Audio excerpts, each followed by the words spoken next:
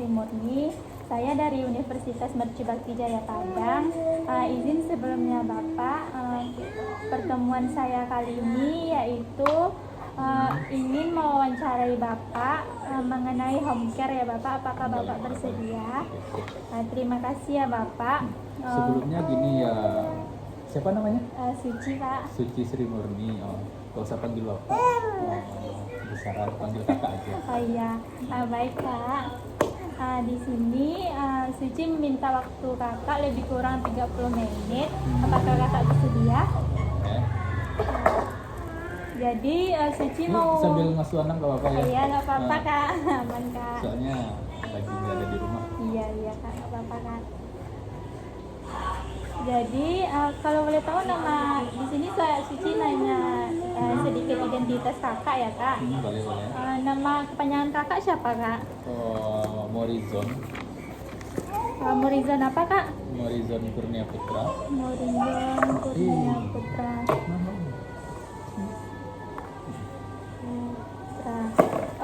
Suci boleh nggak Kak minta nomor HP kakak untuk kalau ada sesuatu Suci mau nanya-nanya? Boleh.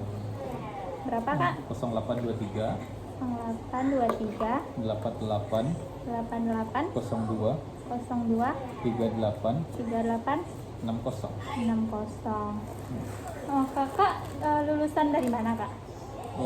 Kebetulan kita sama. Oh Kak juga alumni Mercu angkatan tahun 2010. Sama gitu ya Kak. Angkatan tahun 2010. Jadi masih satu marga ya Kak. Jadi kakak tingkat Suci berarti ya Kak? Ya. Angkatan 2010. Jadi Kak, Suci mau nanya kakak dari kapan sih mulai ikut terjun ke home care, dunia home care ini Kak? Kalau untuk terjun ke dunia home care sebelumnya kakak itu sih dulu pas awal tamat kuliah juga udah mulai cari-cari kerja. Kebetulan waktu nganggur ya memanfaatkan waktu, jadi cari-cari pasien home care. Kalau misalnya ada perawatan luka atau ada yang pasang infus ya dipasang. Kebetulan ada dulu di Padang untuk membersihkan luka, kita bersihin. Dan gak lama setelah itu kebetulan mau pergi merantau, pergi ke Jakarta, dan alhamdulillah dapat. Nah di Jakarta kakak kan dulu sedikit cerita pengalaman ya. Iya. Pengalamannya juga ada pernah riwayat di UGD sama di ruang Oka. Bagus ya Kak. Ruangan impian kayak gitu ya Kak. Iya, ruangan itulah ganas pokoknya. Iya. Bagi mahasiswa katanya ya. Iya Kak. Waktu di UGD kurang lebih 1 tahun dan di Oka kurang lebih 2 tahun dulunya. Nah di Jakarta itu karena saking ramai penduduk juga kakak di sana juga ikutan hongkar. Kemudian di UGD kan banyak tuh pasien-pasien, jadi nyari-nyari tambah-tambah uang. Dan home care-nya kakak itu bukan dari klinik atau segala macam, tapi pribadi. Sama pribadi ya Kak. Pribadi. Jadi kalau ada si pasien yang minta pasang infus atau pasang NGT, kita pergi. Tapi bukan yang home care yang selalu ada di rumah, enggak, yang misalnya 7 jam atau 24 jam di rumah, enggak. Kalau itu kakak nggak bisa. Ini sini. Lihat nih. Gitu ya Kak. Iya. Jadi kalau misalnya ada pasien yang minta tolong pasang infus, ya kita pasang infus. Nanti kalau alat-alatnya ya boleh diitin, boleh dari kita, boleh dari keluarganya juga. Gitu. Jadi tergantung ya Kak. Kakaknya lagi wawancara. Adek. Iya. Adek namanya siapa? Namanya Nashwa. Adek Nashwa. Iya. Di sini pasang Adek. Iya. Kakak sekarang kerja di mana Kak? Sekarang kebetulan udah di Padang di GD Hermina. Di Hermina. Bagus ya Kak. Di sini. Di sini pun kakak juga itu kok, kalau misalnya ada pasien yang nyari-nyari yang mau minta pasang infus atau perawatan luka juga dilakuin. Kebetulan kan banyak juga tuh warga-warga Padang yang ada luka-luka DM. Nah kebetulan kakak juga ada alat-alatnya. Oh gitu. Di waktu dibawa dari Jakarta dulu ada alat-alatnya. Setnya ada. Kalaupun ada yang mau sirkumsisi juga bisa. Alat sirkumsisi juga bisa. Oh iya kak. Sirkumsisi kebetulan ada teknik sirkumsisi modern yang kata orang pakainya laser. Iya. Tapi itu bukan laser, namanya kalau di sini itu cutter. Oh, jadi kakak udah belajar mengenai itu tuh ya kak? Ya kebetulan pengalamannya juga suka. Ya sedikit banyaknya juga tahu untuk sunat-sunat. Iya iya. Jadi kalau misalnya ada warganya atau tetangga-tetangga di sini mau sunat, ya boleh. Atau dari adik besok misalnya ada di kampus acara-acara sunat masal atau segala macam mau dipanggil kakak juga boleh buat kerja sama. Oh, iya iya kak, boleh kak. Kak kalau untuk wilayah kerjanya kakak home care-nya di mana aja kak? Misalnya karena pasien manggilnya di daerah sini atau di sini atau kakak tentukan daerah? Kalau wilayah kerja sih nggak ada ya, Dek. Heeh. Kebetulan kalau misalnya yang jauh-jauh kadang memang nggak kekejar karena waktu juga. Tapi yang Kakak kerja juga kan? kerja juga. Kebanyakan yang seiring ke rumah, ya. Iya. Yang seiring jalannya ke rumah, nanti dilakukan perawatan dulu. Ada pernah satu pasien orang Kemenkumham, kebetulan dia kecelakaan. Nah, UGD, nah kebetulan kakak yang nanganin dulunya. Lumayan kakinya itu robek dan patah. Nah, waktu itu dia nggak mau dioperasi, kakak ngajarin operasi tapi dia tetap mau. Akhirnya dia minta tolong sama kakak buat perawatan luka di rumah. Oh pergi kakak ke rumahnya tuh Ya, kak? pergi tiap hari, cuman tetap aja di rumah karena lukanya enggak, tulangnya enggak dioperasi, tetap aja akhirnya jelek. Nah, tapi akhirnya lama-lama kita edukasi, akhirnya bapaknya mau dioperasi. Oh, ada. Nah setelah dioperasi dia lanjut lagi tuh minta panggil ke rumah buat membersihin. Ya, nah setelah dibersihin ya udah alhamdulillah bagus lagi kakinya. Gitu. Banyak sih sebenarnya kalau home care ini. Yang penting kalau mau aja intinya. Kalau ada waktu luang juga kan Kalau kak? waktu ada waktu luang ya mau ya lumayan lah. Ibaratnya buat nambah-nambah bahan, buat nambah sesuatu gitu. Iya deh ya. Iya. Nih, Dek mau? Itu tolong ambilin mobilnya. Ini mobilnya. Ya, masukin. Kalau boleh tahu berapa sih kak biasanya bayaran home care itu kak sekali terjun ke lapangan gitu? Kalau biaya sih nggak bisa ditentuin ya. Kalau misalnya di waktu di Jakarta kita bisa matok harga, namun kalau di Padangnya agak susah. Soalnya warganya itu warga kita kan menengah ke bawah lah. Iya iya.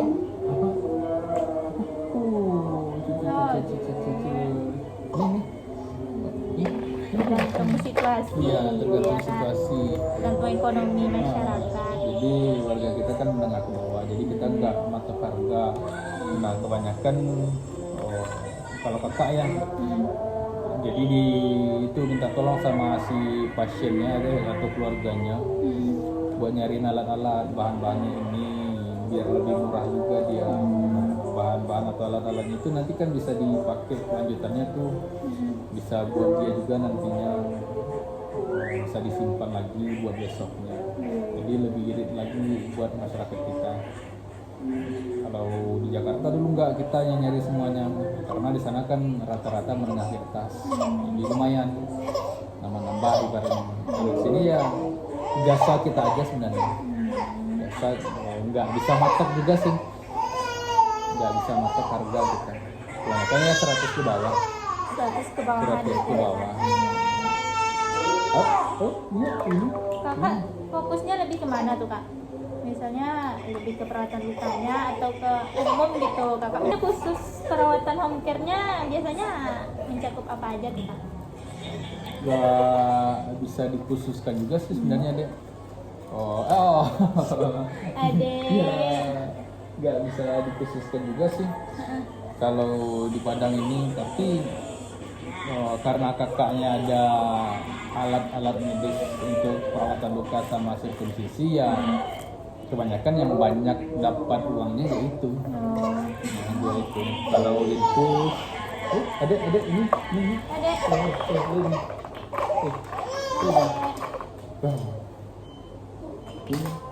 Kalau infus sih banyak juga. Kadang ada juga yang mau minta infus vitamin dari orang asuransi atau BRI juga banyak. Cuman lebih fokusnya ke perawatan luka sama sirkumsisi Gitu ya. yang lebih banyak.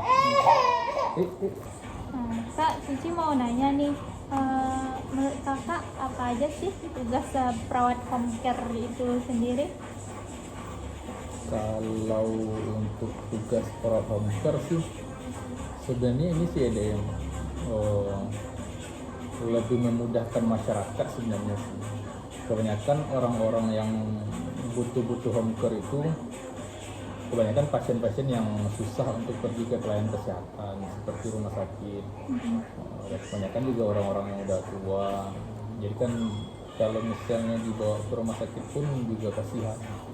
Apalagi di rumah sakit kan rentan, banyak penyakit, dan juga orangnya udah lemah, udah susah, kan udah kira-kira baring.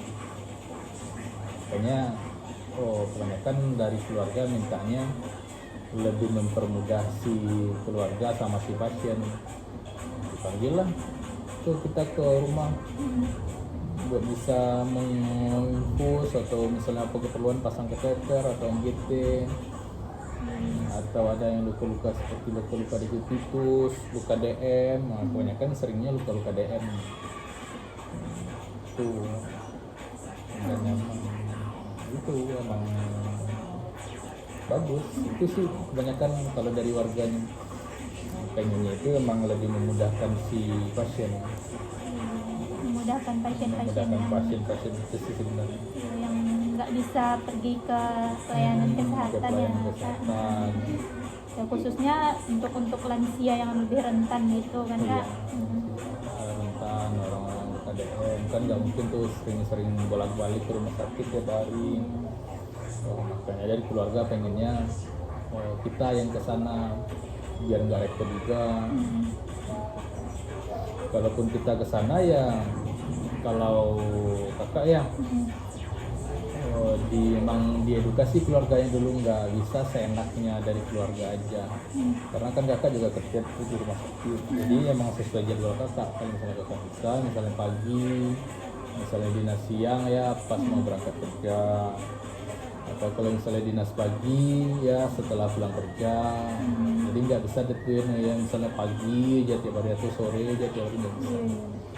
Jadi Karena kakak atas nama pribadi ya, bukan dari naungan home care itu sendiri. Iya, bukan naungan home care. Kalau naungan home care kan kebanyakan orang-orang yang belum bekerja.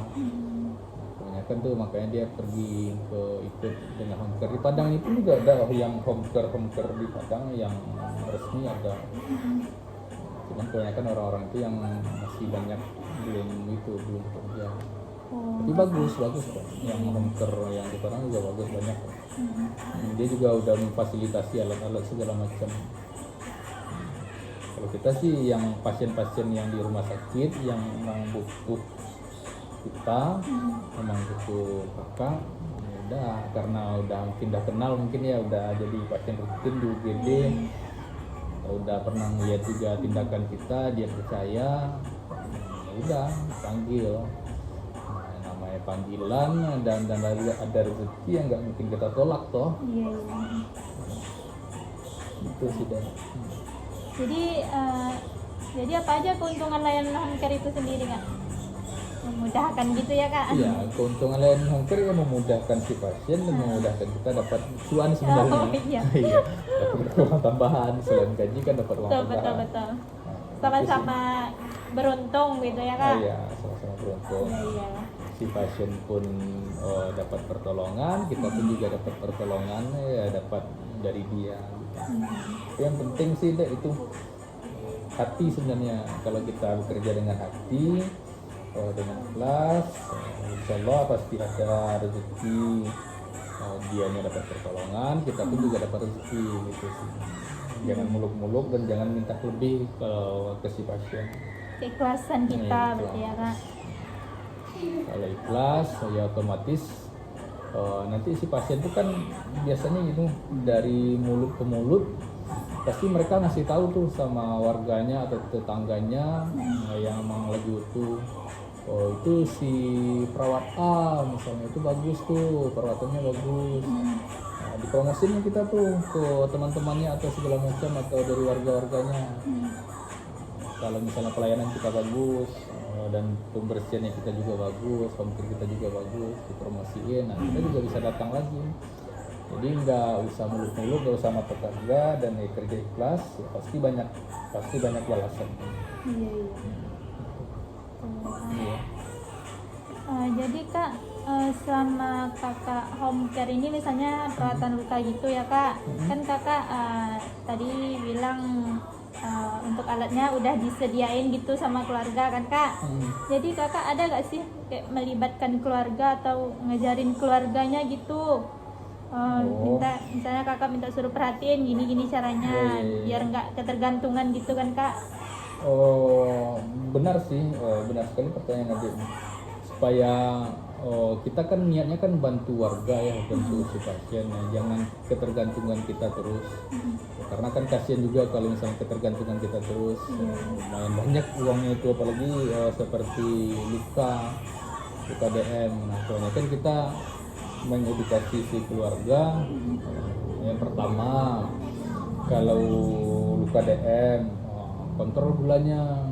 Kalau misalnya kontrol gulanya seperti apa dengan cara makannya, pola hidupnya, stylenya. Kalau makannya nggak diatur, ya sama aja bohong kita untuk membersihkan lukanya karena juga nggak bakalan bagus lukanya nantinya. Jadi setiap membersihkan luka itu ya diharapkan kita bawa alat gula atau si keluarganya itu menyediakan alat gula biar bisa dicek. Kalau misalnya gulanya tinggi ya kita edukasi lagi buat diet makanannya, diet gula. Ya, supaya apa ya supaya lukanya cepat sembuh. Kalau makannya tidak terkontrol ya otomatis lukanya nggak bakalan sembuh. Sama aja bohong kerja kita gitu. Itu sih edukasinya sama warga kalau buat luka-luka DM. Kalau misalnya untuk peralatannya tadi ya itu tadi apa namanya ya, kita nyuruh keluarganya tadi buat siapin. Tapi kalau yang seperti set-setnya seperti apa namanya kalau di kampus baki ya, baki, pinset, instrumen, nah, itu kita nyiapin, gak mungkin dari warga, dari si pasien yang nyiapin. Kebanyakan dari pasien yang nyiapinnya seperti kasa, ACL, ada tuh yang namanya jaring-jaring yang kalau misalnya ada yang tahu itu seperti Supratul atau Lomatul, banyak tuh merek-merek dagangnya itu bisa ditempel sama si pasiennya. Ya, alat-alat buat pembersihan luka lah yang penting sama si pasien. Itu sih yang disiapin sama si pasien. Yang penting kita tetap ngasih penkes ke keluarga Harus, gitu. harus kalau kasih penkes itu harus. Iya, Soalnya kalau nggak kita kasih penkes hanya kerja membersihkan luka aja, ya sama aja itu. Sama aja kita mempersulit si pasien. Kita kan ibaratnya home care nih biar supaya si pasien itu lebih teredukasi lagi tentang penyakitnya apa, cara penanganan penyakitnya apa gitu. Sama juga dengan pemasangan infus, NGT atau kateter yang lain-lainnya juga sama. Kita selalu mengedukasi biar supaya jaga sterilnya, jaga kebersihannya, biar tidak terjadi infeksi atau yang lain-lain. Sama sebenarnya prinsipnya sama. Kita harus apa yang selalu kita kerjakan itu harus kita edukasi ke si pasien sama keluarga. Biar apa tadi ya biar cepat sembuh dianya. Gitu sih. Sama adik juga besok juga seperti itu. Jangan hanya kerja tapi nggak ada ngomong, nggak ada edukasi si keluarga atau si pasien ya. Cuma karena kan kita perawat ini selain kita kerja, kita kan juga pemberi promkes kan, promosi kesehatan buat si keluarga sama si pasien. Gitu. Jadi ada gak sih kak suka duka kakak selama home care nih kak? Itu kejadian-kejadian gitu kak? Kalau suka duka sebenarnya lebih ke kasihan sebenarnya sih ya, lebih kasihan ke si pasiennya itu sih, lebih kasihan pasiennya.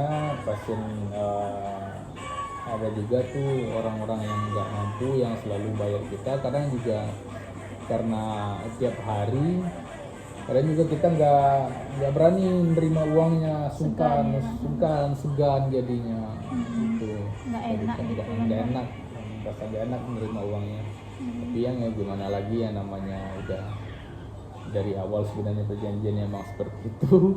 Ya mau gimana lagi. Tapi kadang ada juga tuh kalau misalnya ada anak-anak kecil di rumahnya atau ada yang bocil-bocil pokoknya di rumahnya, yang bisa kita kasih ya kita kasih lagi uangnya sama si bocil, bukan sama si pasien atau itu. Ibaratnya penarik uangnya, jadi kan harus kita terima selalu. Makanya itu yang kakak bilang tadi, kerja ikhlas tadi. Kalau kerja ikhlas ya pasti banyak lebihnya gitu. Dan ada juga tuh yang seperti sunat tuh, kebanyakan tuh yang banyak dilemanya. Karena sunat itu kan banyak melibatkan si keluarga ya, banyak melibatkan keluarga. Yang namanya sunat itu ibaratnya sesuatu yang spesial buat warga. Jadi kalau kita dikelilingi sama orang-orang, keluarga, nenek, kakek yang notabene dia banyak pengalaman tentang sunat-sunat, tentang anaknya. Nah sekarang teknik kita modern, jadi kadang ada juga beberapa orang yang kaget, ini kok seperti ini, dulunya dipotong. Nah sekarang kita menggunakan cutter yang bahasa awamnya itu kata orang laser. Pakai laser kok seperti ini. Tapi setelah tahu hasilnya, mereka itu senang. Yang awalnya tadi ragu, yang nggak pernah melihat alat kita, sekarang dia senang. Karena apa? Biasanya kalau misalnya waktu zaman dulu kan kita menggunakan gunting, dan otomatis pendarahannya banyak. Nah, sekarang kita menggunakan cutter alatnya cutter namanya. Pendarahannya itu minimal banget gitu. Dan hasilnya pun juga lebih bagus. Biasanya itu penyembuhannya ya 3 hari, biasanya juga udah. Ya biasanya 2 hari biasanya pasiennya udah bisa jalan, atau 3 hari juga udah bisa main, yang penting dijaga. Gitu. Kalau dulu kan biasanya seminggu kadang masih belum bisa, masih pas di dalam rumah kan belum bisa. Nah sekarang udah bagus, udah makin canggih pokoknya. Seiring berjalannya zaman ya kak. Iya. Jadi kak, dari sekian pemaparan materi yang kakak berikan tadi begitu bermanfaat bagi Suci ya kak. Jadi ada gak sih kak motivasi yang bisa kakak berikan kepada mahasiswa, salah satunya kepada Suci nih kak? Motivasi sekarang Suci udah semester berapa? Oh Suci semester 3 sekarang. Berarti udah nyusun atau gimana? Iya. Udah nyusun sekarang kak. Udah sukses selalu, mudah-mudahan skripsinya lancar. Pembimbingnya siapa? Oh. Dapat ibu tiga. Ya salam sama beliau, salam sama dosen-dosennya. Kalau untuk motivasi sih sebenarnya, apalagi Suci kan udah mau tamat ya. Ya rajin-rajin aja, terus perhatiin kalau misalnya biasa itu ngomong ya perhatiin. Terus kalau misalnya dapat terjun ke dunia klinikal ya kerja itu harus ikhlas. Terus perhatiin pasiennya, jangan jadi perawat digital. Kan banyak tuh kita selalu dicap jadi perawat digital. Itu aja sih kalau motivasi ya banyak. Jadi kerja ikhlas dan semangat.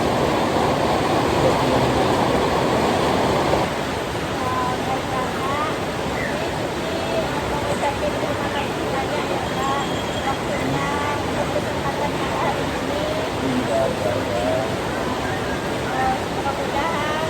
kerjaan kakak lancar ya kak, mudah rezekinya kak, hobikan kakak juga berjalan dengan baik ya kak. Nanti juga minta doanya kak, mudah-mudahan kerjaan lancar, mudah-mudahan kita hidup sempurna ya kak. Ini kita ada tidur ya, kita ada tidur kakaknya tadi. Ya kak, ini pamit ya kak. Salam ya, sama-sama dokter-dokternya.